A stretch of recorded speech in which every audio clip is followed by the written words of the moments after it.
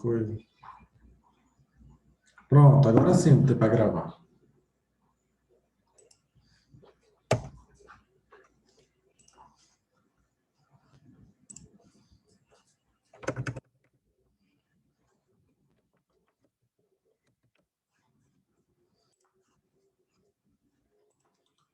Ok.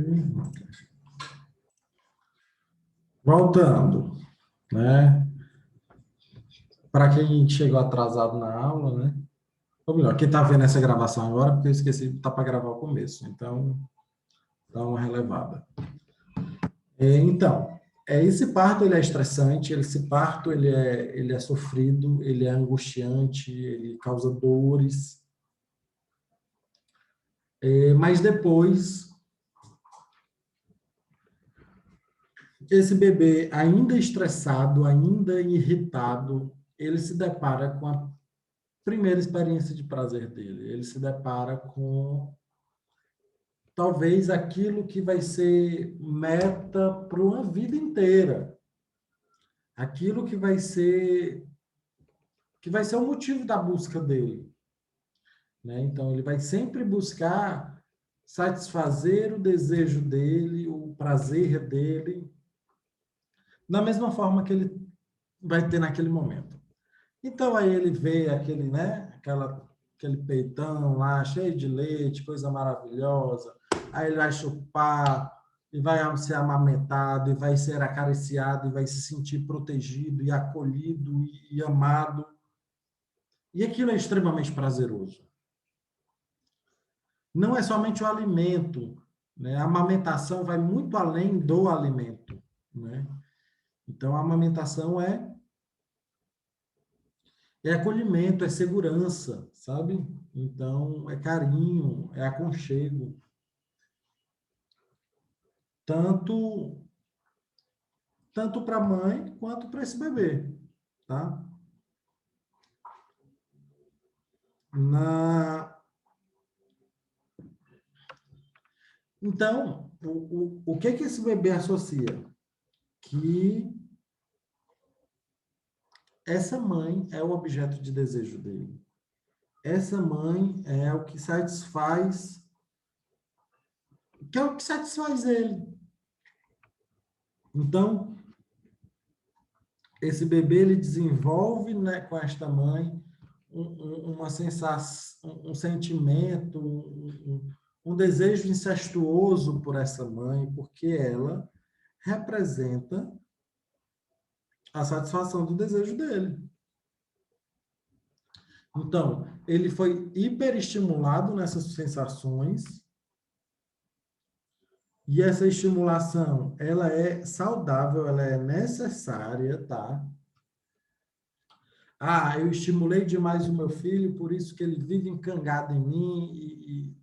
Não, essa estimulação ela é importante, ela é fundamental. E logo, né, todo mundo que é acariciado, que é acolhido, que é amado, que é alimentado, gosta disso, né? Então, e o bebê não é besta.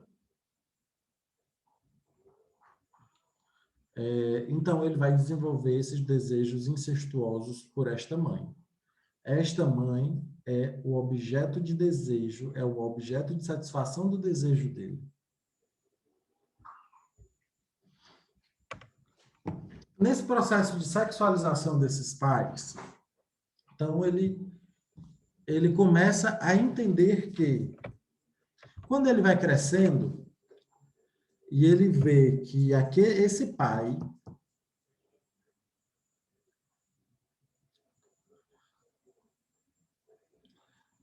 Vanessa, todo prazer, ele é meio sexual, sabe? Então, é porque assim, quando a gente fala de prazer, né, de sexualidade mesmo, de sexualização de crianças,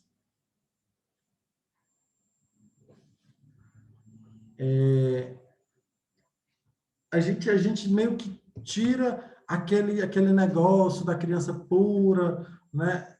Mas não, calma aí, a gente não está fazendo isso.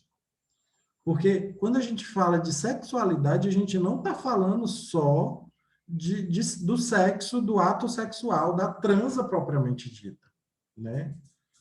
Então, não significa, exatamente, não significa um prazer genital, né? Então, o prazer sexual, eu costumo dizer que isso aqui é a maior zona erógena que existe. A maior e melhor.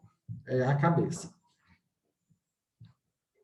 Se os homens bem soubessem, estimulariam isso aqui, antes de qualquer outra coisa.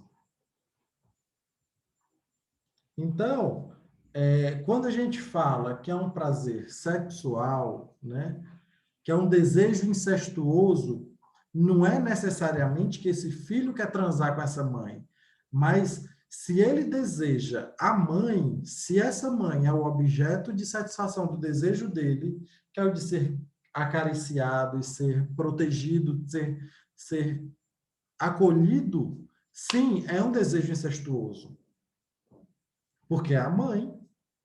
Então, se fosse outra pessoa, não seria incesto. Só que aí, tanto a palavra incesto se conota a sexo, né, a transa propriamente dita, mas não é isso que a gente está falando aqui.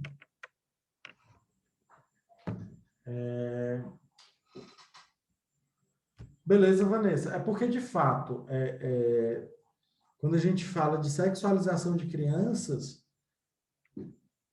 tá defendendo a pedofilia. Não tem nada a ver uma coisa com a outra. Eu estou dizendo que aquela criança, por pequena que seja, ela sente prazer se ela for acariciada, porque isso é biológico, né? Então, neném novinho, meninos principalmente, porque meninos fica mais explícito, né? Vai dar banho, o menino fica com a pintareta. O que é isso, né? Se não estímulo também sexual. Então, é dar nome aos bois, sabe? Não é nada além. Agora, imagina Freud, em 1910, levantando uma teoria dessa. Cara, ele só não foi crucificado, porque o resto. Então, vamos lá. É,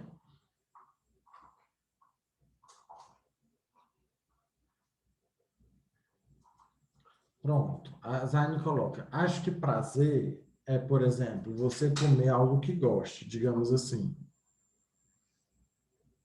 E se comer esse negócio que eu gosto, tá no peito da minha mãe, eu vou ter que chupar ele. Então, é prazer, é desejo, sim, é incestuoso, sim. Então,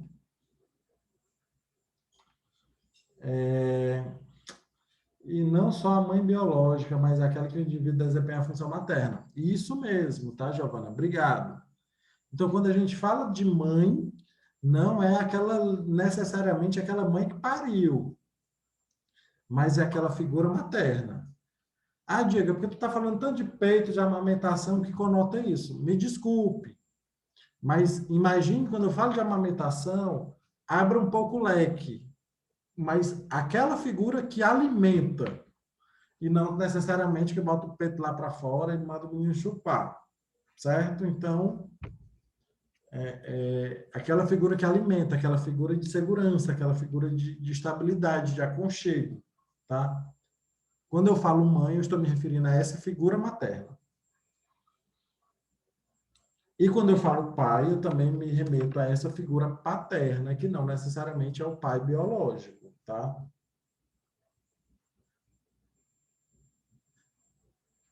Beleza até aqui. A gente ainda está no segundo quadrinho, tá?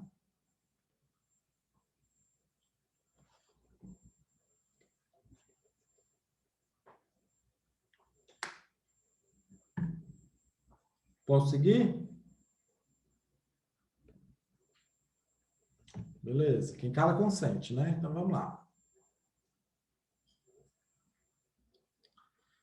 Então, esse bebê, né, essa criança, ela tem desejos incestuosos por esta mãe. Então, essa mãe, ela é esse objeto de prazer. Só que existe o pai.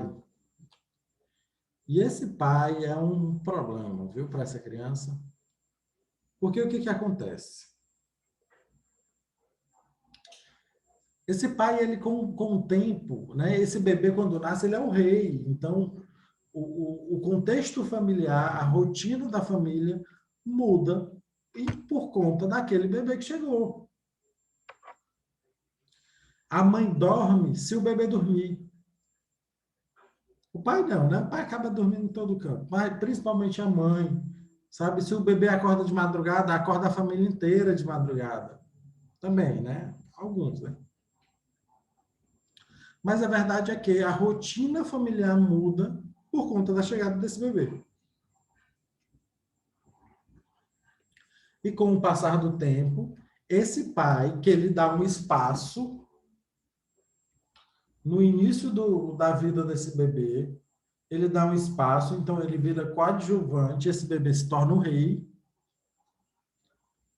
Com o passar do tempo, esse pai começa a retomar o seu papel como pai, como, por favor, não é uma frase aparentemente machista, mas não necessariamente, tá? Então, esse pai volta a ser o possuidor desta mãe. Possuidor no que diz respeito que essa mãe, que antes era o objeto de prazer, de satisfação de desejo desse bebê, agora passa a ser o objeto de desejo deste pai. Passa a ser a satisfação de desejo deste pai. Logo, existe um certo atrito, uma certa dificuldade de relacionamento deste bebê, desta criança, com esse pai, porque esse pai começa a retomar o seu papel como pai nesta relação toda, tá? Não é muito incomum nós vermos crianças com 3, 4 anos, quando o pai chega perto da mãe ou dá um abraço, o menino chora, vai colocar um para um canto do sofá, o outro para o outro, diz que não é para ficar perto, e faz aquela cena, faz aquele estardalhaço. Alguém já viu algo desse tipo?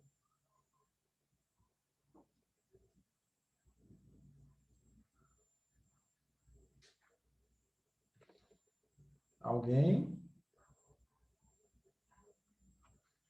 Para os que têm filhos, o seu filho já fez isso ou algo do tipo? Pronto. Ele tem a ver.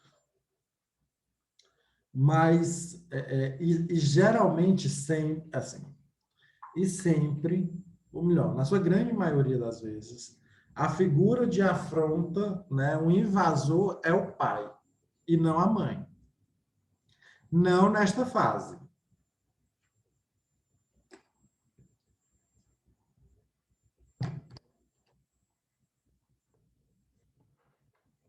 Então, esse pai, ele vira concorrente. Ele vira sabe, aquela pessoa que vai roubar o meu objeto de prazer. Então, existe uma competição, tá? Neste período onde esse pai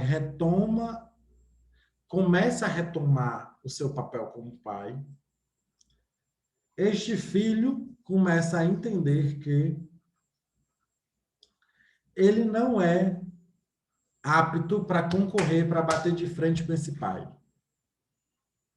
Então ele começa a fantasiar acerca de algumas coisas.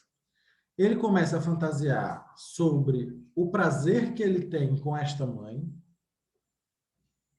Ele começa a fantasiar sobre o falo. O que é esse falo? Falo vem de fálico mesmo, de objeto fálico, né? enfim, de pênis, essa era a ideia inicial. Mas o falo, ele vai muito além. Mas o falo é aquele suposto ter alguma coisa que esse pai tem. Por isso que essa mãe abre mão deste filho para voltar-se para este pai.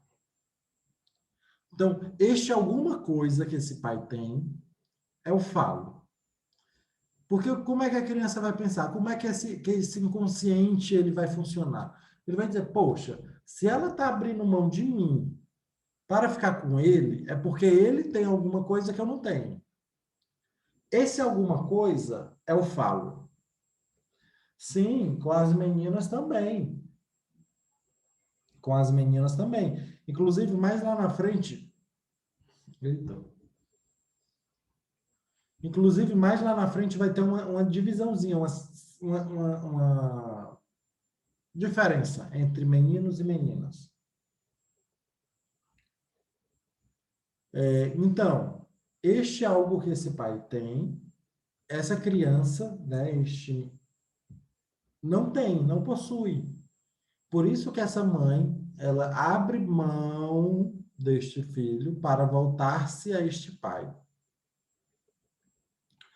Então, essa criança, ela começa a fantasiar sobre esse falo. Poxa, eu gostaria de ter isso, eu gostaria de possuir isso. Isso que eu nem sei o que é, mas eu gostaria de ter. Então, eu começo a fantasiar.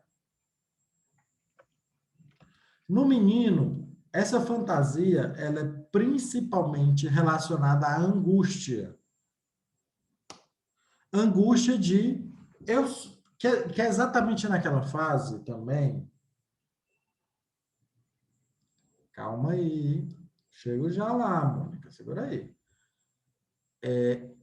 Essa é a fase também que as crianças elas começam a identificar as diferenças no corpo do homem e da mulher. Então, vai tomar banho com os pais, ela entende, ela começa a identificar que o corpo do pai dela é diferente do dela, no caso da menina. E o menino da mesma forma, poxa, eu tenho alguma coisa que a minha mãe não tem. Tem alguma coisa diferente aqui. Então começa a ter essa identificação de gênero. Começa aqui, tá? Então, o menino, ele se angustia porque ele se identifica igual a esse pai, mas mesmo sendo igual a esse pai, ele é insuficiente para esta mãe. Então, ele se angustia. Poxa, eu tenho a mesma coisa que ele tem e ela mesmo assim prefere ele. O que está acontecendo? Isso gera angústia. E essa angústia, ela é intrapsíquica, tá? Isso não é consciente. A criança não verbaliza necessariamente esta angústia. E no caso da menina, ela sofre porque ela percebe que ela não tem o que aquele pai tem. Por isso que falo, né? Objeto fálico, pênis, formato do pênis, enfim, eu todo. Então, ela percebe que ela não tem o que esse pai tem, sofre porque nunca terá, então ela nunca será concorrente deste pai, porque ela nunca terá o que ele tem, então ela sofre. Vamos lá. Eu vou dar uma parada aqui para responder algumas perguntas, tá? Mas, ó, estamos ainda aqui na fantasia. Pessoal, até aqui tranquilo? De boa? De boa na lagoa? Massa. Então vamos lá, deixa eu voltar aqui para o chat, que aí a gente está uma descansadinha aqui desse quadro. Meninas têm mais ciúmes do pai com a mãe? Neste segundo momento, sim. Porque o que, é que vai acontecer com a menina? Ela percebe que ela não tem, ela não consegue, ela não vai possuir esse falo nunca, porque ela é diferente deste pai. Quando ela percebe que ela não tem, que ela nunca terá,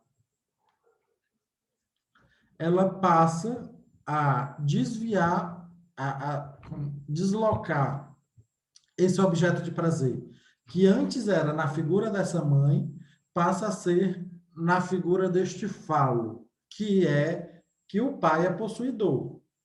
Por que que as meninas têm mais ciúmes do pai com a mãe? Porque ela, quando ela entende que ela nunca terá este falo, então ela passa a desejar este falo. Então, geralmente, as meninas são mais ligadas a esse pai porque elas desejam possuir este falo. Logo, se quem tem esse falo é o pai, então é nele que eu vou me aproximar. Beleza, Mônica?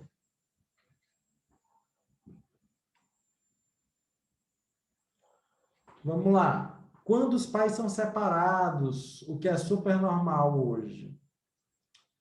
Emily, aí entra uma outra questão, que quando eu falo pai e mãe, repito, não estou falando de pai e mãe biológico, eu estou falando de figura paterna e figura materna. Que pode ser os avós, pode ser os tios, pode ser o vizinho, pode ser o namorado da mãe, sabe?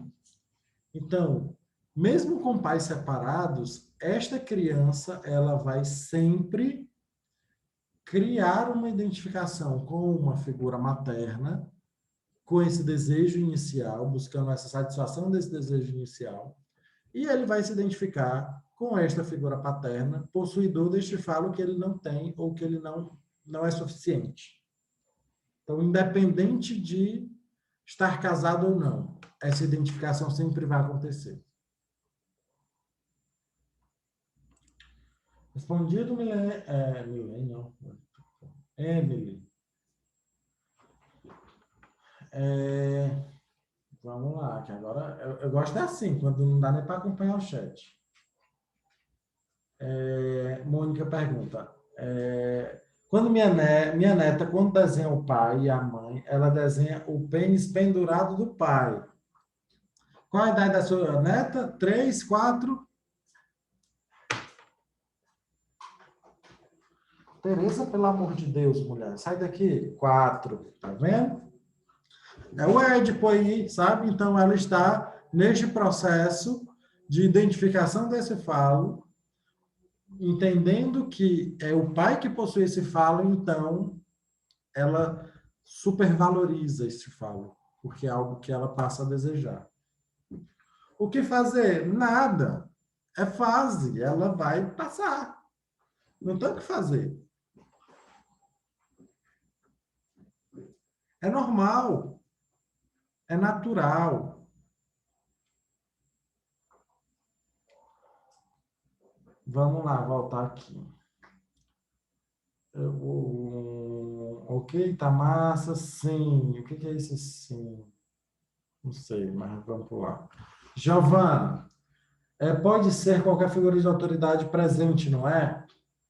Algo que rompe a ligação com a mãe, figura paterna, ou algo que sacia as necessidades de figura materna. É isso mesmo. Então, não necessariamente pai e mãe. Quando não há a presença deste falo, tratando-se de um casal de mulheres, né? Ou casal de homens, né? Porque quando fala falo, pensa logo no pênis, né? Mas não é. O falo é um objeto imaginário.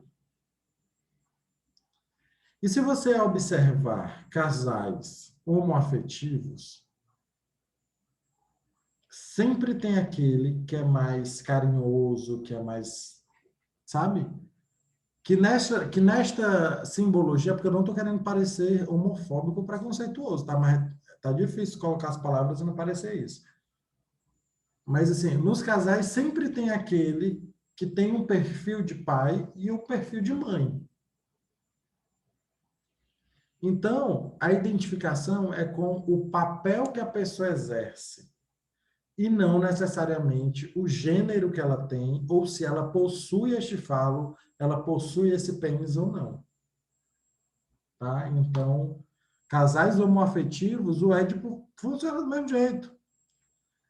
Eu me lembro que há muitos anos atrás, Vixe, eu nem lembro quantos anos atrás, um bocado. Acho que é pelo menos uns 10 anos.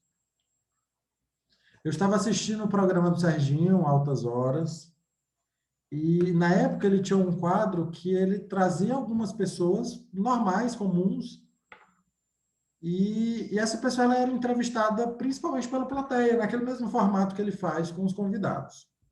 As pessoas fazem perguntas e pau. Aí ele trouxe um menino, que eu acho que ele devia ter uns 13 para 14 anos, super, super molequinho, sabe? Só que um menino com uma inteligência, com uma rapidez no pensamento impressionante. E ele era filho de um casal de duas mulheres, né? E ele tinha sido feita fertilização in vitro com o sêmen de um doador e o óvulo de uma das duas que elas também não queriam nem saber, né? Qual era o óvulo. Então, só misturaram lá e fecundaram. Aí ele falando de uma naturalidade imensa, sabe? Que de fato é natural, não tem nada de espetacular nisso. Aí até que uma pessoa, não me lembro se foi uma moça ou um rapaz, mas alguém perguntou para ele como foi, olha aí que pergunta preconceituosa, como foi que ele reagiu quando ele percebeu que ele era filho de duas mães. Aí a resposta dele foi a melhor. Aí ele responde: E você? Como foi que você reagiu quando você percebeu que era filha de uma mãe e de um pai? Sabe? Então, não existe diferença porque é o papel que se exerce. Não existe não, sabe, não tem aquele dia, aquele day one, sabe? Aquele que diz, poxa, eu tenho um pai e uma mãe. Ninguém tem isso, né? Então, por que que com ele seria diferente? Ah, eita, um monte de mensagem. Vamos lá. Sim, mas o processo demora mais por não ter tanta intimidade que teria com, se fossem pais biológicos e tal. Não, tem nada a ver não, Emily. Eu não vejo dificuldade nenhuma. Porque é a convivência, né? Então, lá no Ceará a gente fala, né? Pai é o que cria, acabou, é isso mesmo.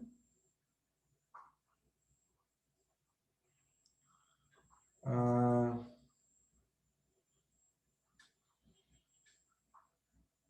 ou seja, quem exerce a função de pai é uma mulher, beleza? E quando o professor não há presença feminina, e sim de dois falos, dois pais, é a mesma coisa. Tratando-se que agora que de dois homens, um casal homoafetivo, mesma coisa, não muda, tá? Não é o pênis, não é ter um pênis que vai mudar, que vai me colocar num papel de pai ou de mãe. Não. Esse falo é um objeto imaginário, tá? É um objeto imaginário. Só que como a diferença dos corpos biológica, a diferença que mais destoa, de fato, é o pênis, é o homem ter o pênis e a mulher não. Então é isso que simboliza, mas não necessariamente. O falo é um objeto imaginário.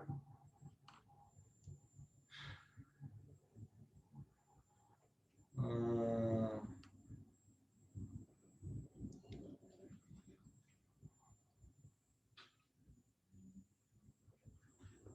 isso, Vanessa. O falo representa um poder de possuir o objeto de prazer. Então, é como a decisão é de quem possui esse falo. É a coroa do rei, sabe? Se eu tenho a coroa, eu sou o rei, sou eu que decido. É como se o falo fosse essa coroa. Giovana coloca. Eu entendo o falo como uma estrutura simbólica. Isso mesmo que subiu. Até porque crianças que não pegam no peito, por exemplo, para amamentar, né? Eles não se ligam à mãe, Ligam sim, porque tem a ver com uma função de saciar. Assim como falo, é aquele que rompe o processo. É exatamente isso, Giovana. Quando a homossexualidade feminina e masculina, quanto à homossexualidade masculina e feminina, professor, tem algo a ver com a falta de carinho e atenção de um dos dois? Calma aí. A pergunta é: a orientação sexual é afetada pelo complexo de Édipo? Essa é a pergunta?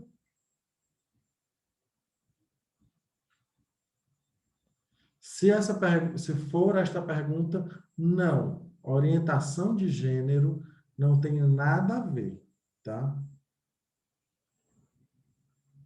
Por quê?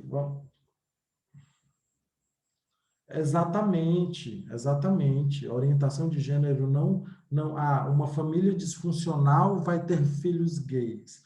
Não, tem nada a ver uma coisa com a outra. Não, é assim, por exemplo, porque as pessoas estão muito focadas no gênero dos pais, né? Ah, Sim. mas vai faltar um, vai faltar o outro, tipo, pensando nessa família normativa. Uhum. Mas aí as pessoas não estão ligando que às vezes existe uma família normativa, né? Um pai e uma mãe, mas que existe uma disfunção no sentido de relacionamento, de Sim. um ser ausente e o outro não. Então, em vez de as pessoas ligarem no gênero, elas deviam se focar na função O desses papel. pais na vida da criança, e não se é um casal homossexual ou heterossexual, não, mas na função de pai e mãe na vida do ser em criação. Movimento, isso mesmo. Vanessa, né? Sim, É isso mesmo, Vanessa, sabe? Não é orientação de gênero, não é identidade de gênero que define. É presença, é papel. É exercer esse papel. Porque se assim, filhos de pais homoafetivos têm uma tendência maior a ser gay também. Gente, se fosse isso, não existiria gay nunca. Porque nos primórdios todo mundo era hétero, ou todo mundo era bi, sei lá, né? Então, não existiria. Mas não é este caminho, tá? A orientação sexual vem do sujeito, é a pessoa, e não o contrário. Identidade de gênero é um pouquinho diferente, tá? Ó, vamos lá. É bom a gente fazer essas diferenças. Orientação sexual e identidade de gênero. Ou melhor, orientação de gênero e identidade de gênero. São duas coisas diferentes. A orientação de gênero, a orientação sexual, é aquilo, o sexo, né, que me dá prazer, é aquilo que eu gosto. Gosto de me envolver com homens, com mulheres, com trans, com qualquer um, eu gosto de gente, não importa. Isso é orientação sexual. Se refere a sexo propriamente dito, tá? A prazer, a desejo. Identidade de gênero é como eu me vejo, tá? Então, eu posso ser um homem e ter uma identidade de gênero feminino. Então, eu sou homem biológico, mas me vejo, me percebo como mulher. Isso é identidade de gênero, tá? Que não quer dizer necessariamente que eu seja gay ou não. Posso ter uma identidade de gênero diferente e ser hétero. Então, não são duas coisas diferentes, tá?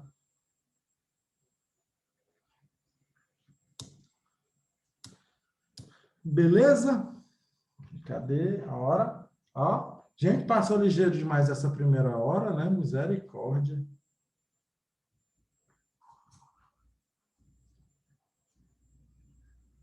Vamos fazer um intervalozinho aqui? Olha, a gente ainda está aqui, ó, na metade do esquema. Então, a gente ainda está terminando a fase de sexualização dos pais. Mas eu acho que para não dar uma bugada no juízo, acho bom a gente dar uma paradinha. Ó, oh, maravilha, você tem que jantar, ainda tem que fazer janta. Eu nem sei o que eu vou jantar.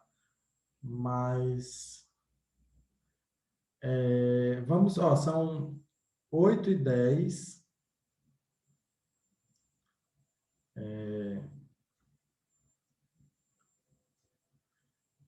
São 8h10, então a gente volta 8h25. 15 minutinhos aí para a Mônica conseguir jantar sossegada.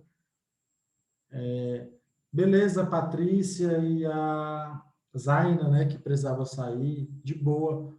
Hoje ainda eu posto esses vídeos, tá? Então, mas beleza. Tranquilo? Então, 8h25 a gente volta, tá? Um abraço, pessoal. Até já.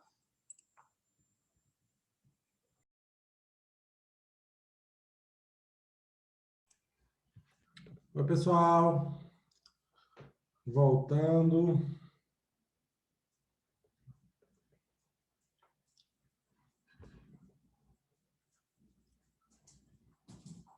Estamos todos aí?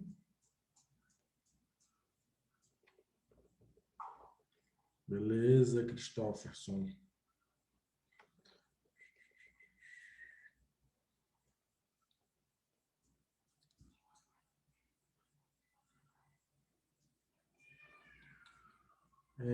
Pessoal, outra coisa. Amanhã eu vou mandar para vocês, principalmente, eu queria pedir o máximo de brevidade para vocês responderem possível, tá? Eu vou colocar lá no... Na verdade, eu vou colocar hoje mesmo. Uma pesquisa de... Oxe, eu esqueci o nome. Pesquisa Eita, não é. Satisfação? É tipo isso, mas era outro nome que eu estava pensando. Obrigado, Margarete. Que assim, que vocês vão avaliar a estrutura do curso, instrutor, conteúdo, essas coisas, né? Essas pesquisas que geralmente tem no final dos treinamentos, tá? Para a gente poder, para eu conseguir pensar em uma metodologia melhor, sei lá, pensar em coisas que sejam mais interessantes, tá? De antemão, a gente também já está pensando em... A gente é muita gente, né? Eu estou pensando... O doido pensa que quem vê pensa que tem uma equipe gigantesca. Eu estou pensando em outros treinamentos também. Inclusive, tem um que eu estou quase terminando já a conteúdo, material didático, e-book, essas coisas, que é o de psicologia aplicada à saúde e segurança no trabalho. Tá? Então, o adoecimento mental, né, doenças psiquiátricas, né, já são a quarta principal causa de afastamento do trabalho no Brasil. Né? Então, pensarmos como a psicologia pode atuar na prevenção de adoecimento mental dentro das organizações, né? Dentro das empresas. Né? Hoje, eu acompanho um centro logístico, né? A gente começou a aplicar, já tem ações mapeadas para esse ano de 2021 inteiro, de um programa de saúde mental para todos os colaboradores. Então, a gente... É uma espécie de consultoria, né? Então, eu já estou indo para essa empresa de logística, né, de transporte, para pensar nessas ações e palestras e aconselhamentos individuais, e estamos pensando coisas desse tipo. E esse curso, a ideia é justamente tentar formar profissionais que tenham esse olhar, né? Porque acidente de trabalho não é o cara torcer o tornozelo dentro da empresa somente, não. Né? O abuso, o assédio moral, né? O abuso psicológico, tudo isso é acidente de trabalho, tudo isso é adoecedor e a empresa é responsável por isso. Então, vamos pensar nestes assuntos, né? Enfim, são algumas coisas. Aí você deve perguntar, mas o dia do Diego tem quantas horas, né? Ah, não sei, eu não durmo não, viu? não tem sábado, domingo, não tem feriado, dia santo, então a gente vai fazendo tudo ao mesmo tempo. Porque eu não gosto de ficar no ócio, não. Na verdade, quando eu estou no ócio, eu estou tendo ideias de coisas para fazer depois. Então, esse é o meu ócio, né? Mas, né, não indico para todo mundo, não. Ah, Emily, né? Como um psicólogo pode auxiliar quando isso acontece? Porque na psicologia organizacional eles trabalham para o rendimento da empresa. Sim, né? Do identificar o melhor colaborador para o melhor posto para ter o melhor resultado. De regra geral, a psicologia organizacional pensa assim. Aí é que tá.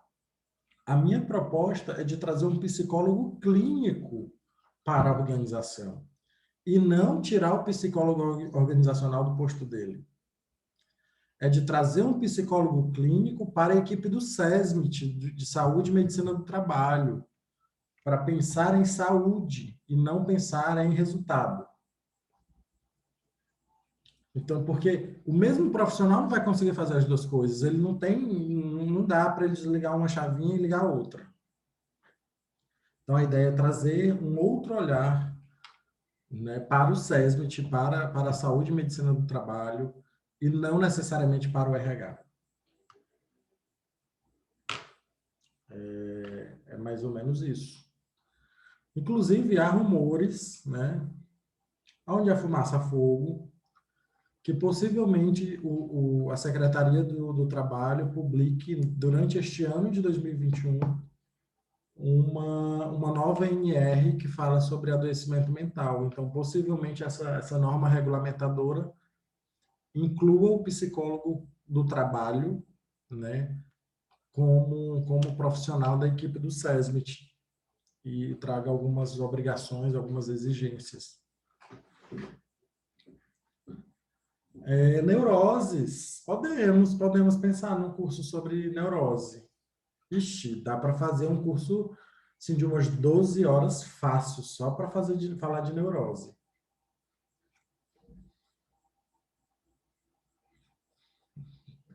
Bacana. Enfim, na pesquisazinha que eu vou mandar para vocês, que eu vou botar lá no Classroom, tá? Como atividade. Então, vocês respondem, lá vai ter um campo aberto para vocês sugerirem. E, por favor, sugiram, porque eu começo a pensar coisas a partir dessas respostas, tá? Vocês não vão precisar se identificar, então, se quiser falar mal, meter o pau em mim, arrocha que é a oportunidade. Beleza? Vamos lá, vamos ao que interessa.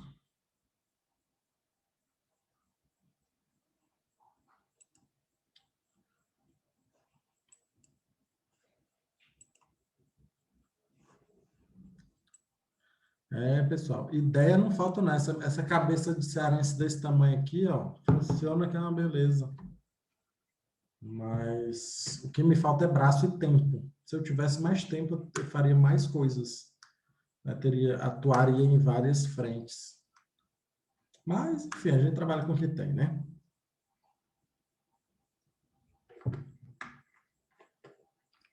Na verdade, eu penso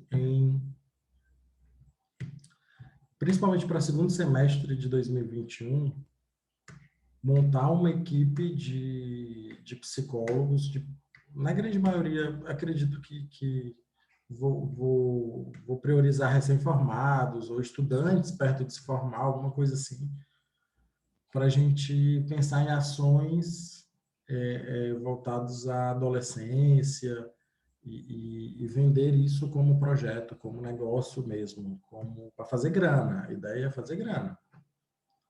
Né? Então, é uma outra pegada aí que eu vou tirar do papel logo, logo. Porque, assim, porque eu começo a falar disso, eu me empolgo, mas eu juro que eu vou falar só isso e volto. Porque o que é que acontece, né? A galera que está saindo da academia, está saindo da faculdade não forma profissional, faculdade ensina teoria, pronto, acabou. É no dia a dia que você vai vai passar o perrengue, né? Então, é no dia a dia que você vai ver o que rola. Só que é difícil encontrar oportunidade no mercado. Então, aí a galera recém-formada vai se prostituir para convênio médico, ganhando 16, R$ 20 por consulta, né? Pagando um aluguel de um consultório ainda, sabe? Então, eu acho desumano mesmo a realidade, principalmente dos recém-formados. Mas por isso que eu penso em montar uma equipe e a gente conseguir formar essa equipe, conseguir, sei lá, mais na frente abrir um espaço físico mesmo para a gente poder ter atendimentos clínicos e trazer essa equipe. Seria uma espécie de estágio, mas seria estágio para pessoas já formadas, entendeu?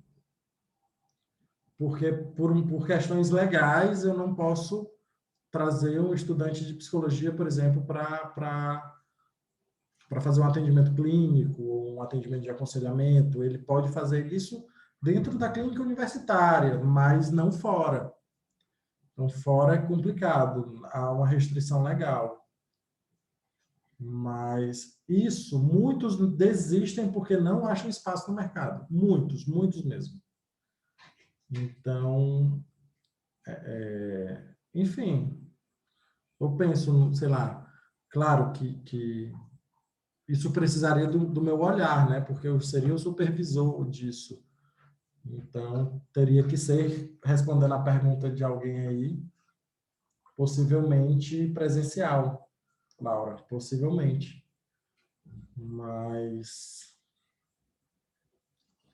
Não, estudante de psicanálise também, né? Só que aí, como a psicanálise ela não é uma profissão regulamentada, teria que ter alguns cuidados aí de atuação, né? Enfim. Mas sim, entra assim a galera da psicanálise. Oxe, sou psicanalista, meu, amo Freud. Pensei até em fazer uma tatuagem com a cara do Freud, só que eu disse, não, é demais até para mim. Mas,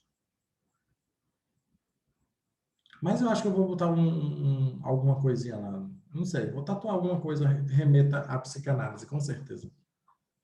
Só falta a ideia.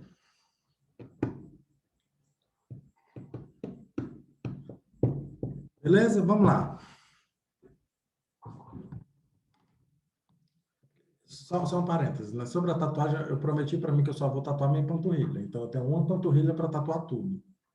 Aí, vamos ver aí o que cabe, né?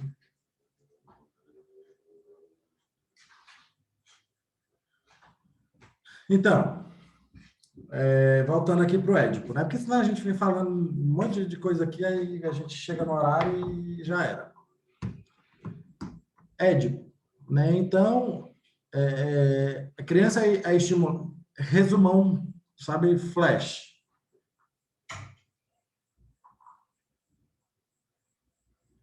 Não, aí pegou pesado, viu, Magno? Um charuto sem contexto não faz sentido. Tinha que desenhar um vai fumando, então. Mas, enfim. Depois eu mando um e-mail para vocês com um linkzinho para vocês sugerirem alguma coisa. Vamos lá. Então, essa criança... Não, Tereza, não, estava demorando, né? Então, essa criança, quando nasce, ela se depara com uma série de estímulos, uma série de sensações que ela desconhecia. Algumas causam prazer, outras desconforto.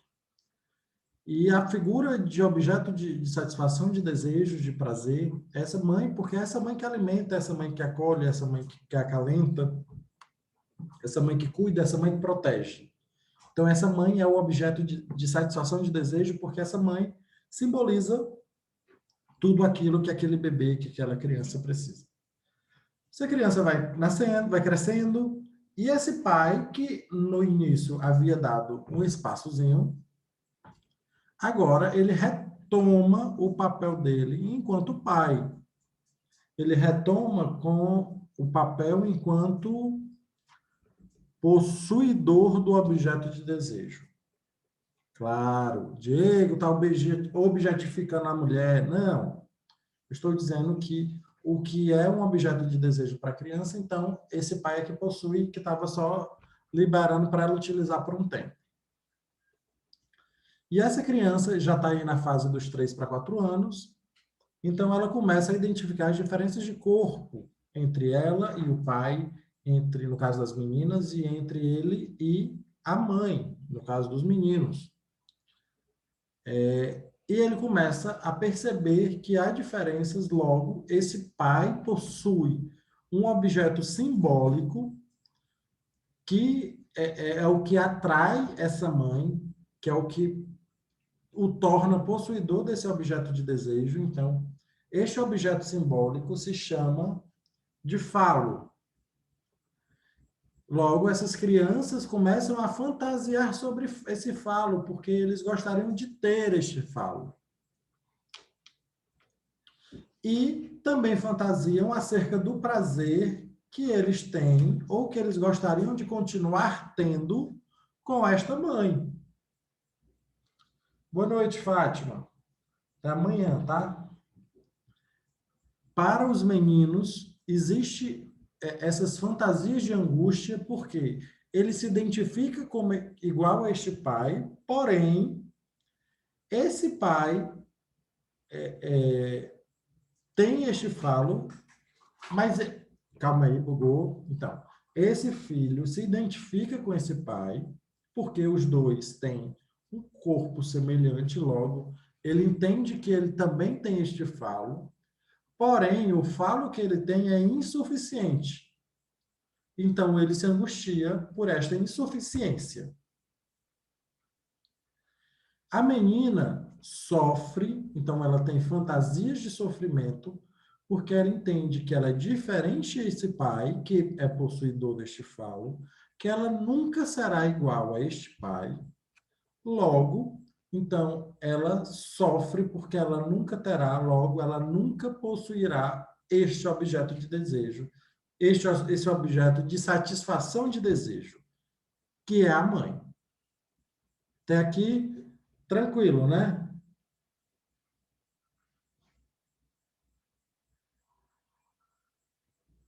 Tranquilo, beleza. Então, quando existe esta castração, né, que é o pai assumindo o papel dele de pai e começando a castrar, a cortar posturas, comportamentos, esse elo, então entra no processo de dessexualização da figura dos pais.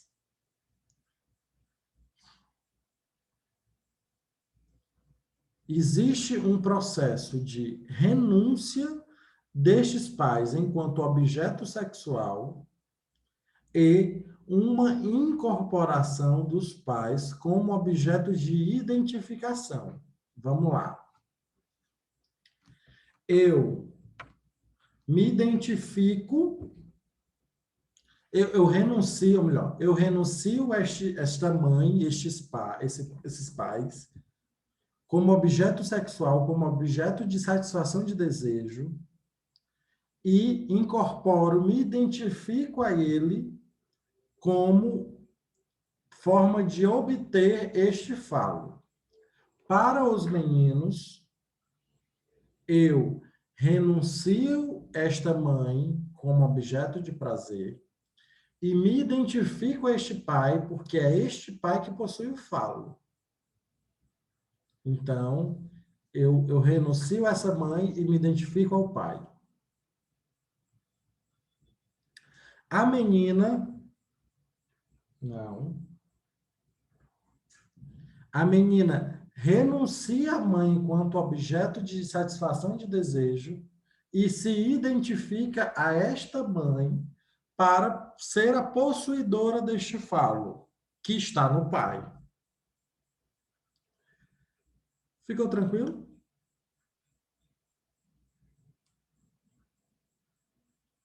Consegui ser claro, porque eu tenho a impressão de que eu me confundi. Ou que ficou faltando alguma coisa, não sei. Beleza, né? Massa. Então, o menino, a menina quer o pai, só que ela se identifica com essa mãe para ser possuída pelo pai. Porque, ó, a meta aqui é o falo. Imagine que o objetivo é obter este falo. O menino abre mão, renuncia essa mãe enquanto objeto de prazer e se identifica a esse pai porque esse pai tem um falo. Então, eu vou colar em quem tem. Para, em um segundo momento, obter a satisfação desse desejo. Mas esse processo de identificação é me identificar com quem possui o falo, porque eu sou igual a ele, se ele tem, eu tenho também. Com a menina, ela abre mão, ela renuncia da mãe enquanto objeto de satisfação de desejo e se identifica a essa própria mãe, porque ela sabe que ela nunca terá o falo, logo ela vai ser a concorrente dessa mãe. Eu me identifico a esta mãe para ter o falo. Porque se essa mãe, se essa mãe é possuída por este falo, então eu vou me identificar a ela para ser possuída também. Ficou bem espiritual, né? Negócio possuir, enfim.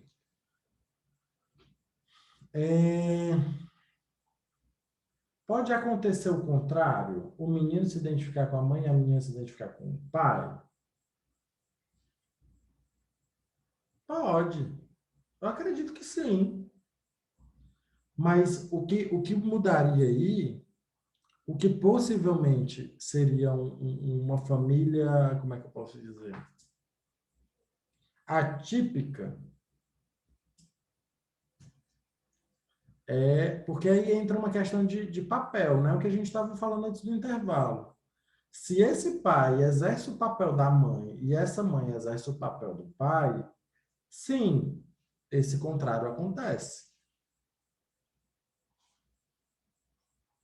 né? Então, isso mesmo, Érica. Aí está a questão da rivalidade entre a mãe e a filha, porque as duas querem possuir o falo, o bendito do falo. Aí gera essa rivalidade. Aí, diga, agora que eu entendi porque eu sou mais apegado ao meu pai. É exatamente isso. E eu digo a mesma coisa, agora eu entendi o porquê que eu sou mais apegado à minha mãe.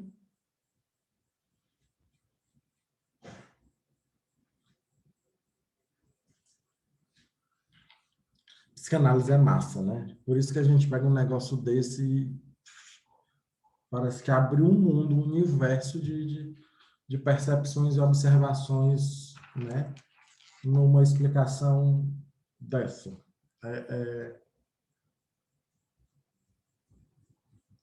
Pronto. Castração. Estes nãos impostos por esse pai para a retomada do papel dele enquanto pai é a castração. Então, esse pai, essa figura paterna, ele vem castrando este desejo desta criança. A possibilidade de satisfação desse desejo dessa criança. Então, o pai vem castrando. Essa castração, a forma que esta criança reage a esta castração, é o que vai definir qual a estrutura clínica dele. Neurose, psicose ou perversão. Então, é no Édipo que se define, que se estrutura, né? Que começa a estruturar isso.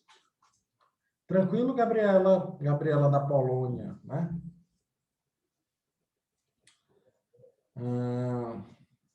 A menina geralmente diz que quer casar com o pai. Gente, em consultório, o que a gente vê de mulheres casando com homens exatamente iguais aos pais é um negócio fora de série. Fora de série é um negócio surreal. Por quê? Ela está buscando o pai, está buscando o falo daquele Édipo lá, mal elaborado. É exatamente isso que ela está fazendo.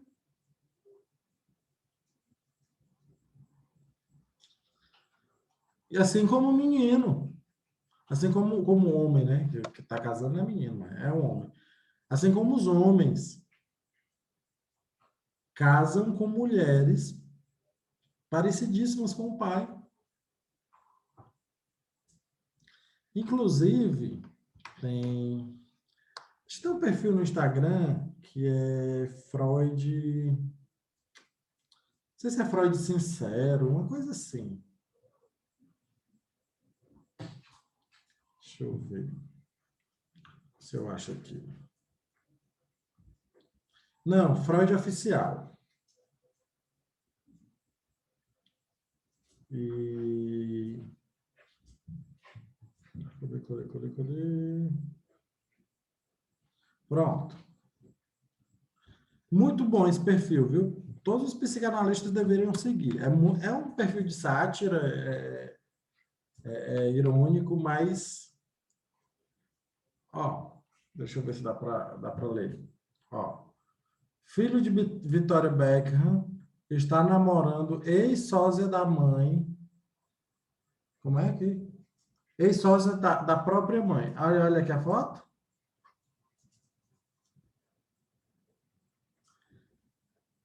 Aí, e o melhor é o comentário, né? Na legenda, né? Ele bota assim, eu explico, né? Então, vamos aqui. Vamos ler aqui os comentários. Quer casar com o pai? Vamos ver, beleza. Eu sinto que as mães são super protetoras com os filhos. Será que tem a ver com isso? Os filhos, você fala os filhos homem?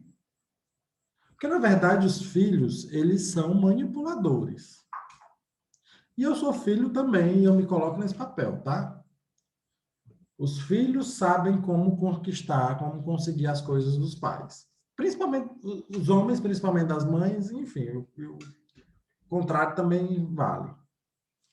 Então, às vezes, as mães são super protetoras com os filhos porque os filhos se colocam nessa posição de incapacidade para ser cuidado por esta mãe, tá? Então, que é um caminho de busca também deste objeto de prazer, tá? E quando as meninas casam com homens mais velhos? É a mesma coisa. É normal ver meninas que têm problemas com a sogra? Claro, porque a sogra é a mãe. Não estou justificando, tá? Mas assim, o objeto de satisfação de desejo daquele filho, né, daquele homem, é a mãe dele, não a esposa. Por isso que gera atrito.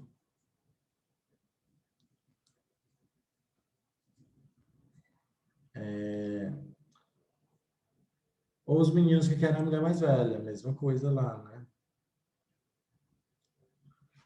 Castração e Édipo tem a ver quando os pais não impõem os limites nos filhos, tipo, não falar não quando precisa e fazer todas as vontades do filho? Sim. Tipo, como é que este pai vai assumir o papel dele de pai nesta relação com esse filho, se o filho dorme no mesmo quarto? Não vai conseguir nunca. Bota esse menino para dormir no outro canto, bota esse menino para dormir na sala, dá um jeito. Ah, mas ele vai sofrer, vai chorar. Mas nunca vi menino chorar, morrer de chorar. Então deixa ele chorar a noite todinha. Tem que castrar. Tem que impor limites. Quando você vê adolescentes, eu atendo um monte de adolescente, um monte de adolescente. E eu adoro. Talvez seja o público que eu mais me identifico, que eu mais gosto de atender. Me identifico não porque fica parecendo que eu sou um velho querendo ser garotão, né? Mas tô é longe disso. Mas eu esqueci. Sim, os adolescentes. Se você vê adolescentes com dificuldade de lidar com regras, pode ir atrás que o pai dele é permissivo. O pai, a figura masculina, tá? Porque o papel de imposição de limites, de imposição de regras é do pai. A mãe é o objeto de desejo, é o objeto de prazer. Então, a mãe remete à segurança nas emoções. Da mesma forma que você pega adolescentes com as emoções super bagunçadas, super desestruturadas, pode ir atrás que a relação deste adolescente com essa mãe é conturbada. E quando se fala de regras, de comportamento, né, é o pai. É o pai que é a figura paterna que está fragilizada nessa relação. Ah, eita. Quando os filhos são órgãos de mãe muito cedo, órfãos, né? Deve ser órfãos. Corrigiu lá embaixo. Sempre você vai desenvolver uma figura materna com alguém, mesmo não sendo essa mãe. Então, você vai deslocar isso para alguém. Diego, tu já ouviu falar da série Bates Motel? Sim, inclusive eu assisti toda, muito boa, sugiro. Só que o personagem lá, o Norman Bates, ele é psicótico, tá? Então, e é muito bacana. A série... Alguém quer falar? Laura? Não, era só eu falei porque parece que não tem aquela separação, o corte do cordão umbilical, sabe? Isso, a castração não aconteceu. Do mãe e filho, né? E como tem essa relação, assim, meio que parece que ele, ao mesmo tempo que ele quer se distanciar, ele é muito dependente, eu não sei. É uma relação bem incestuosa dos dois. É, E, assim, é muito interessante essa série. E ela se propõe a falar... É como se ele fosse o... É como não, né? Ele é o personagem daquele filme do Psicose, né? Que tem aquela cena lá da faca, que esfaqueia a mulher no banheiro, pronto. Essa série Bates Motel se passa antes do filme. Então, o personagem lá do Psicose é o Norman Bates, da série Bates Motel. Então, quem não assistiu ainda essa série, assista, é muito legal, muito bacana. Você vê diversos problemas nesse Édipo aí, tanto dele quanto do irmão, sabe? O irmão também não escapa, não. Mas o irmão não é psicótico, essa é a diferença.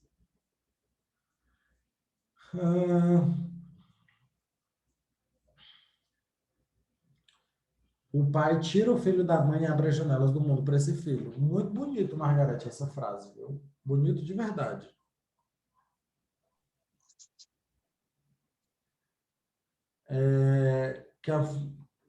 Quando você falou que a menina renuncia e se identifica com a mãe, então a menina se identifica porque pretende buscar um outro homem igual ao seu pai ou porque quer ter o seu pai mesmo.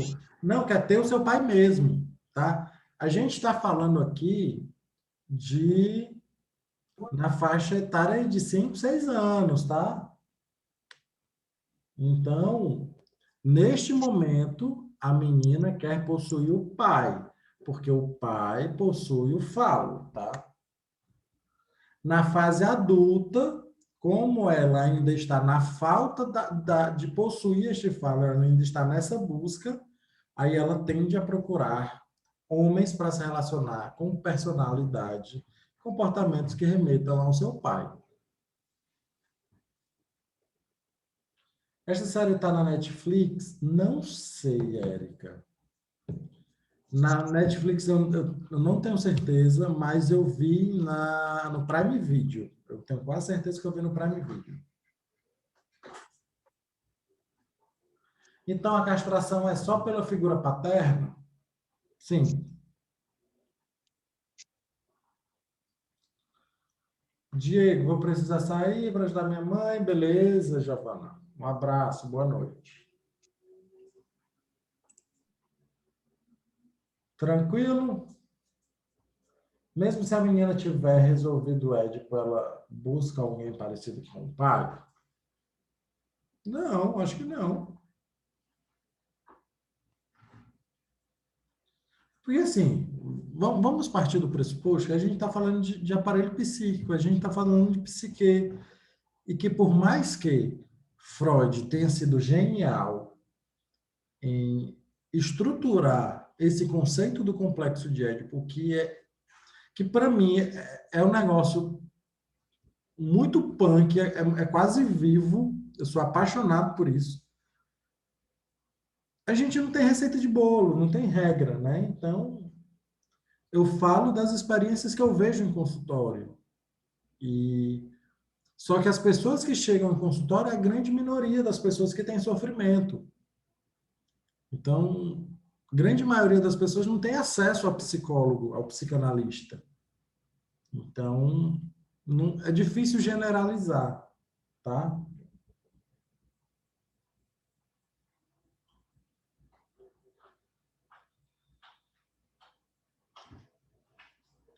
Beleza? Então, vamos dar continuidade. Renuncio e incorporo. Qual é o fruto, né, deste complexo de Édipo? A estruturação do superego. Aqui eu coloco o supereu, porque como eu retirei do texto do Násio, do livro do Násio, eu não troquei termos nenhum. E no livro ele usa eu, supereu e isso, tá? Isso, eu e supereu, que é id, ego e superego, tá? Então, o fruto desse Édipo é essa identidade sexual, sabe? Essa orientação sexual é fruto do Édipo e esse superego, a estruturação desse superego, porque ele vai se iniciar nas experiências castrativas com este pai. Tranquilo?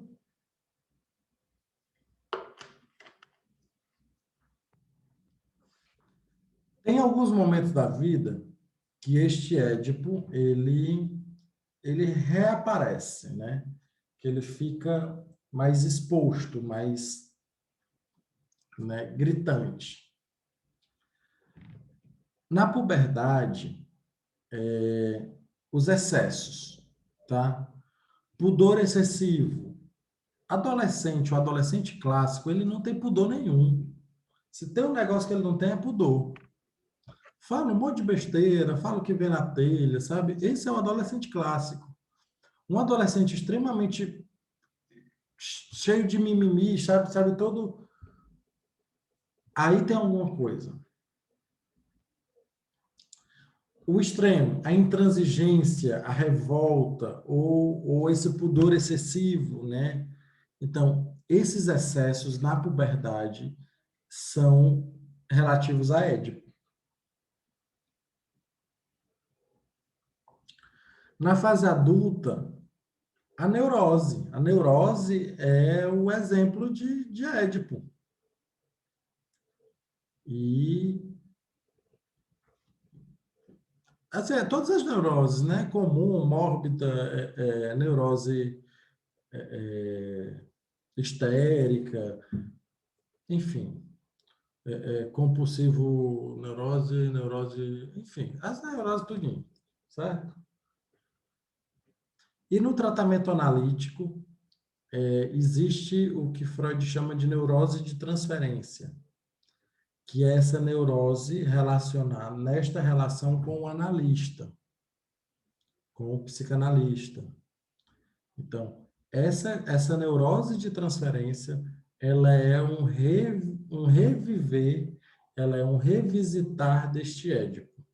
Porque os pacientes, eles revivem com a gente em consultório, no setting terapêutico, essas experiências que eles têm fora.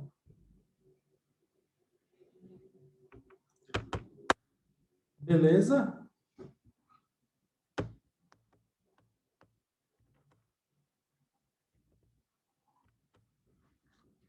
Pessoal, alguma dúvida, questionamento, troca de amor com o seu analista. Isso é mais que comum. Isso é frequente.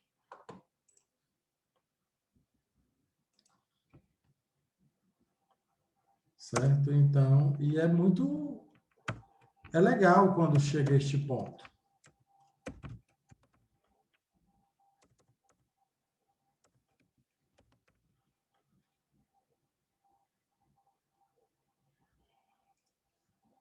Eita, a Gabriela hoje está cheia de pergunta difícil, viu?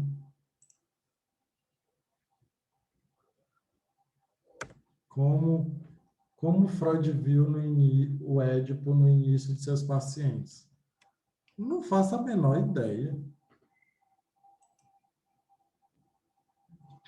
Não sei. Tá aí um negócio que eu não sei, que eu nunca nem parei para pensar. Porque, assim, o Édipo, ele é um conceito... Ó, meus contatos, tá? Quem ainda não pegou, aqui é o perfil do Instagram, então adiciona lá, segue lá, curte, compartilha. Não. Meu e-mail e o número do meu WhatsApp, tá? Por favor, podem salvar aí, não fiquem encabulados de mandar mensagem, não. Pois é, na histeria, nos estudos da histeria, só que assim, na publicação dos estudos da histeria, ele publica com o Breuer, né? Então, a ideia de Édipo começa a ser construída, mas o conceito complexo de Édipo mesmo, ele só aparece um pouquinho depois. Então, eu acredito que no início, Pequeno Hans é um caso clássico, né? Mas assim, no início, mas Pequeno Hans ele já foi publicado mais na frente, viu? Mais ou menos lá na metade é que o Pequeno Hans ele é publicado. Mas aonde eu quero chegar? Que mesmo neste início, mesmo não tendo o conhecimento, o entendimento do complexo de Édipo da forma que a gente tem hoje, esses pacientes iniciais foram os objetos de estudo de Freud para estruturar o complexo de Édipo. Então, mesmo que não tenha sido de uma forma muito eficiente, muito clara, da forma que a gente vê, mas esses pacientes, eles foram objeto de estudo e foram o que levou Freud a elaborar a teoria do Édipo, tá? E tem primeira o quê? Primeira criança a ser ouvida na psicanálise, né? Isso, é o pequeno Hans. É isso mesmo, o pequeno Hans ele tinha 5 anos.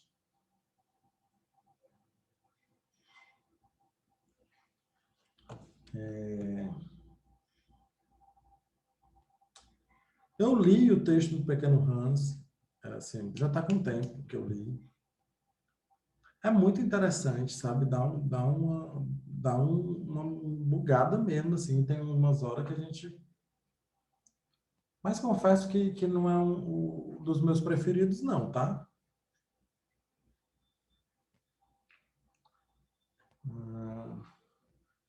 Pessoal, 9h10, alguma dúvida, alguma coisa sobre complexo de Édipo?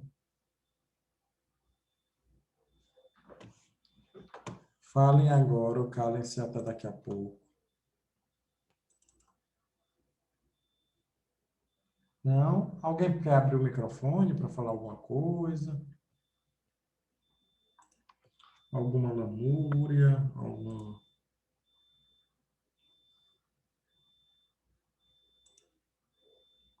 Beleza. Estou abrindo aqui Amor transferencial. Margarete está apaixonada, viu? Vou pensar num.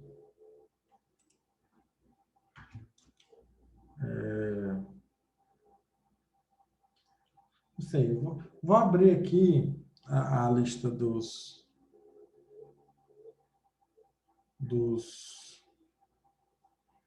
livros que eu tenho e vejo que de cabeça, às vezes, realmente eu não lembro, tá?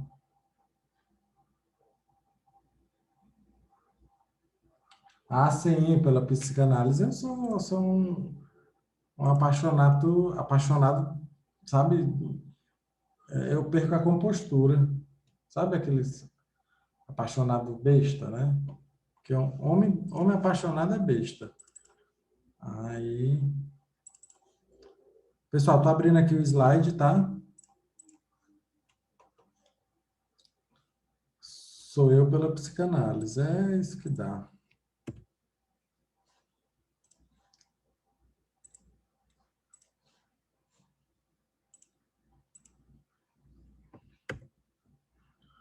Pronto. Vamos começar nesses 20 minutinhos que nos resta. Falar sobre estrutura clínica, tá? Ou melhor, não vou nem abrir o slide, não. Deixar ele para amanhã. Vou dar uma introduçãozona. Eu adoro essa aula de complexo de Édipo. Eu acho... Por isso que eu deixo geralmente uma noite inteira só para isso. Porque é muito massa. É muito massa. Eu sou suspeito. Enfim. Vamos lá. Estruturas clínicas. Para a gente entender as estruturas clínicas, a gente precisa realmente ter entendido muito bem o complexo de Édipo, porque é no Édipo que essa estrutura se define. É nesta relação com a castração que a estrutura se define, tá? Lembrando que, como a gente já conversou em algum dia aí, porque eu sou péssimo de data, para a psicanálise não existe doença. O que existe para a psicanálise é sintoma. Logo, porque estruturas, modo de funcionar não é doença. É simplesmente um modo de funcionar. Então, a forma que você cozinha o seu arroz é diferente da forma que eu cozinho o meu. Está errado? Não. Se ficar bom, não está errado. Estrutura do mesmo jeito. Então, é uma forma que aquele sujeito funciona. E não quer dizer necessariamente que uma seja mais adoecedora que outra. Porque nas 3 estruturas clínicas, elas têm um fator de adoecimento, se a gente for pegar esse conceito de adoecimento ocidental. Então, sim, as 3 estruturas têm adoecimentos extremamente debilitantes, né? Na neurose, por exemplo, a gente pode pegar a ansiedade como algo uma doença super debilitante, né? Na psicose, a gente pode trazer aí uma esquizofrenia e na perversão, a gente pode trazer talvez uma psicopatia, uma sociopatia, que também são extremamente prejudiciais, né? Um sadismo, porque o termo psicopatia já caiu no desuso, né? Mas, enfim, como eu já disse, para a psicanálise existem 3 estruturas: neurose, psicose e perversão. Existe uma linha mais contemporânea da psicanálise, principalmente a linha americana, mais lacaniana, porque Lacan era americano, então os norte-americanos são muito lacanianos. Então, existe uma linha teórica de psicanalistas americanos, principalmente americanos, que defendem uma quarta estrutura clínica. Essa quarta estrutura clínica é o borderline. Porque é uma pessoa, é um sujeito que visita muito, ele está numa fase meio que limítrofe entre neurose e psicose, sabe? É como se ele tivesse um pé em cada estrutura. Tem momentos extremamente neuróticos e tem momentos extremamente psicóticos. Então, este paciente, existe essa linha que defende que o borderline possa ser uma quarta estrutura, um misto de neurose e psicose. Alguém já ouviu falar disso?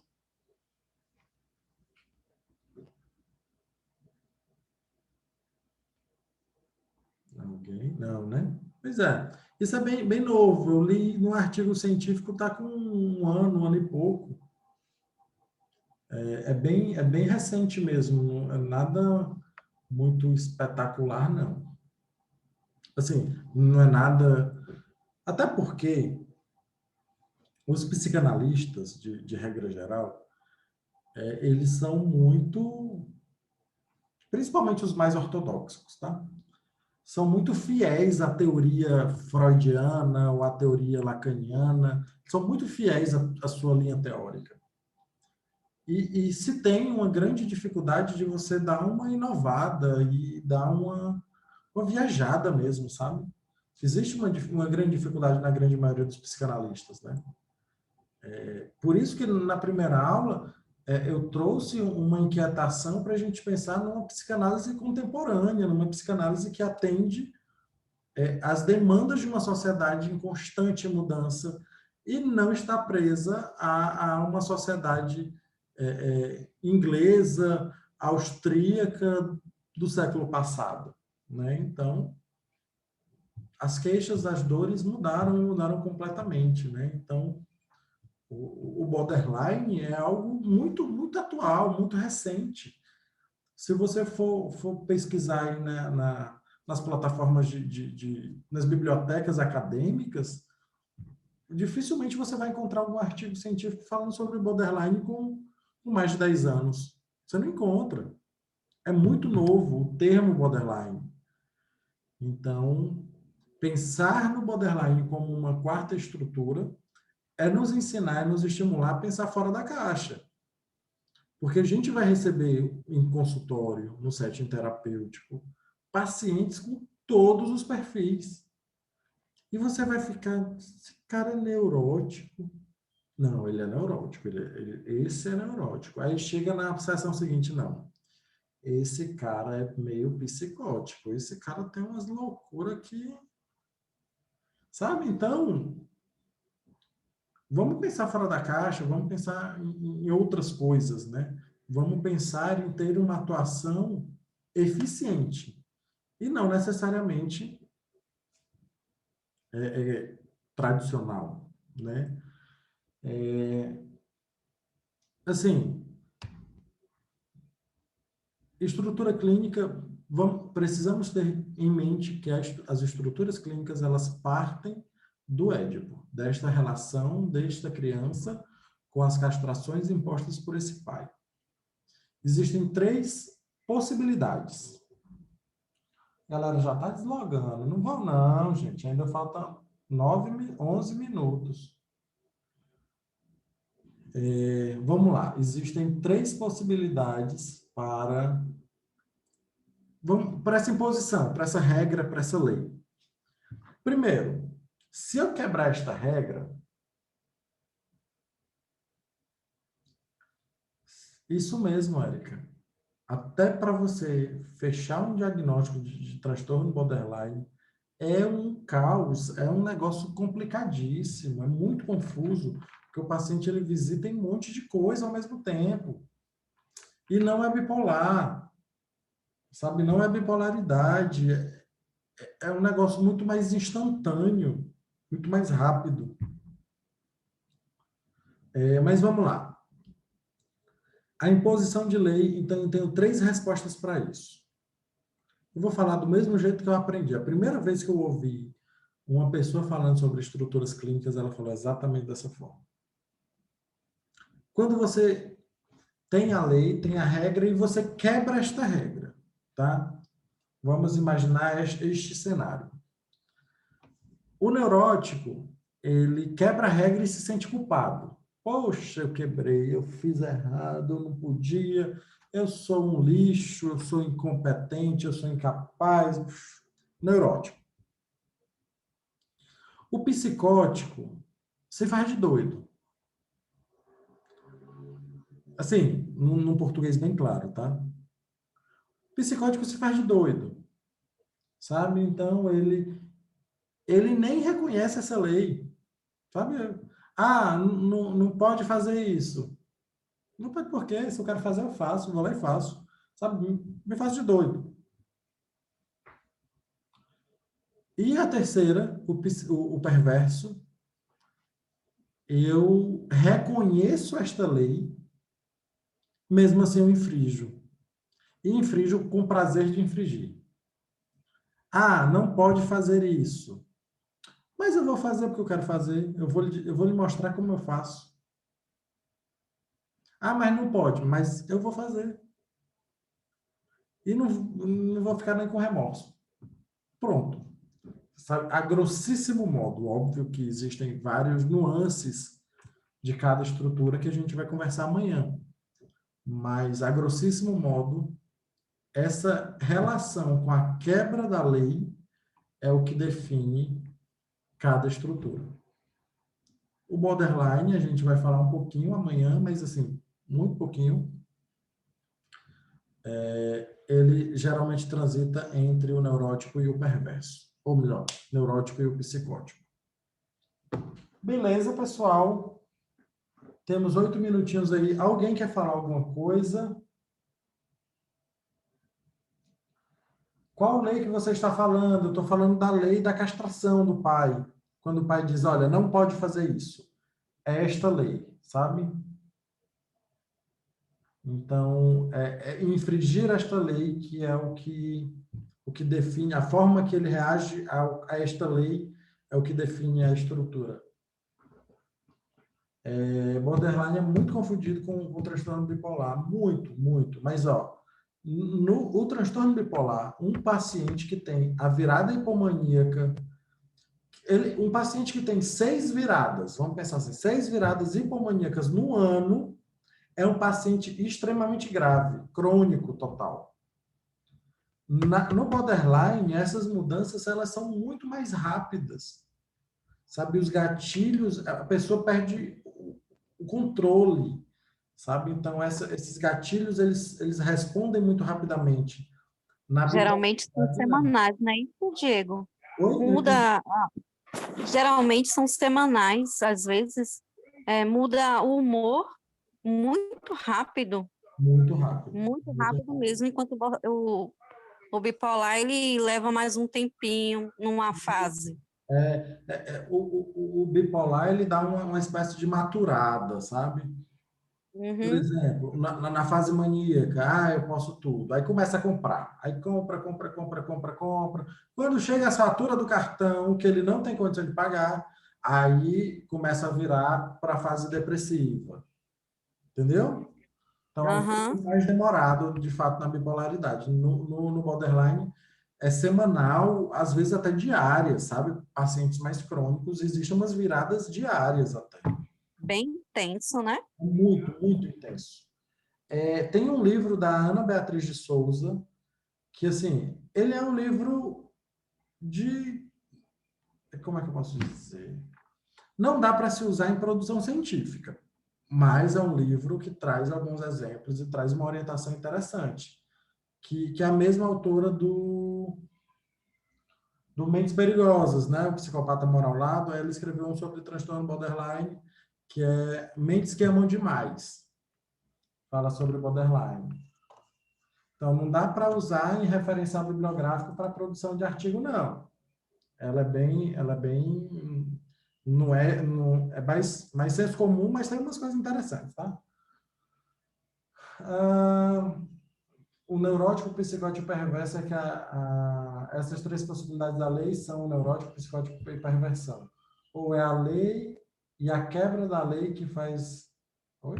Falta mais duas para você falar? Não entendi. Eu também não entendi não, Gabriela. Mas assim, a quebra dessa lei é o que define as estruturas. A forma que eu reajo é a quebra dessa lei. O neurótico, eu fico com remorso, eu me sinto culpado. O psicótico, eu me faço de doido, nem reconheço essa lei, eu só faço porque eu quero fazer e pronto, e não sinto nada, porque nesse mundo paralelo pode. E o perverso, eu reconheço a lei, mas mesmo assim eu decido infringir e fico de boa na lagoa.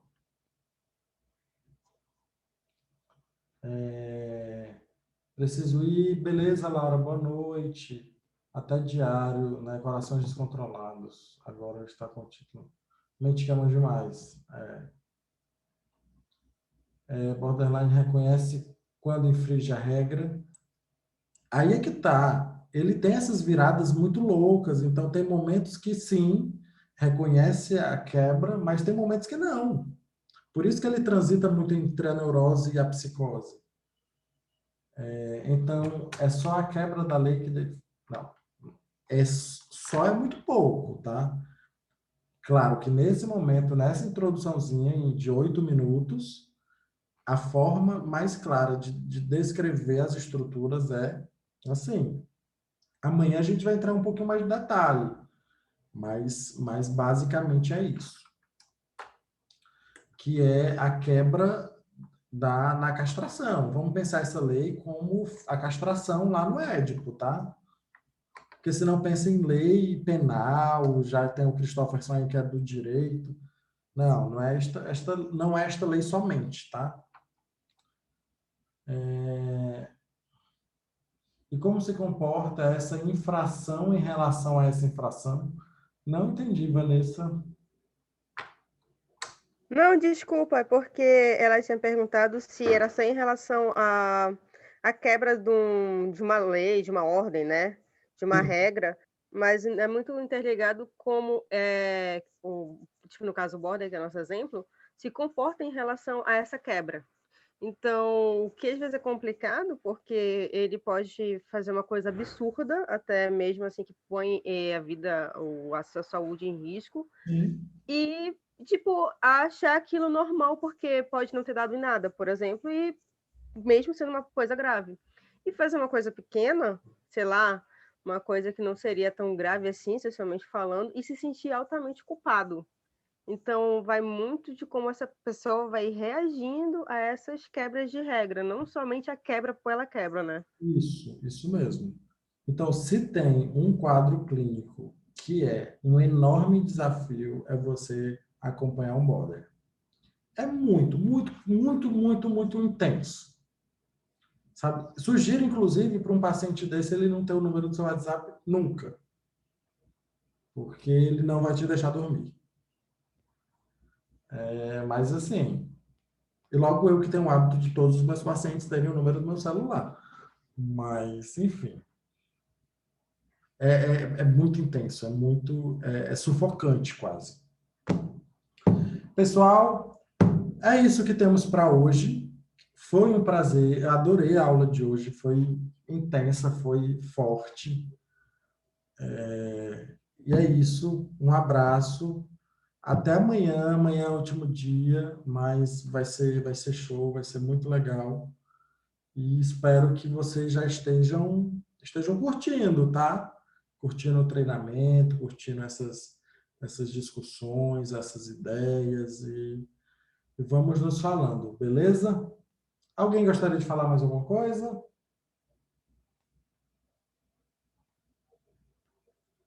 Ei, fantástico é demais, Mônica. Calma aí, guarda os adjetivos para as coisas que valem, né?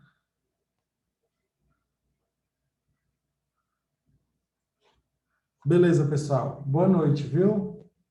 Um abraço.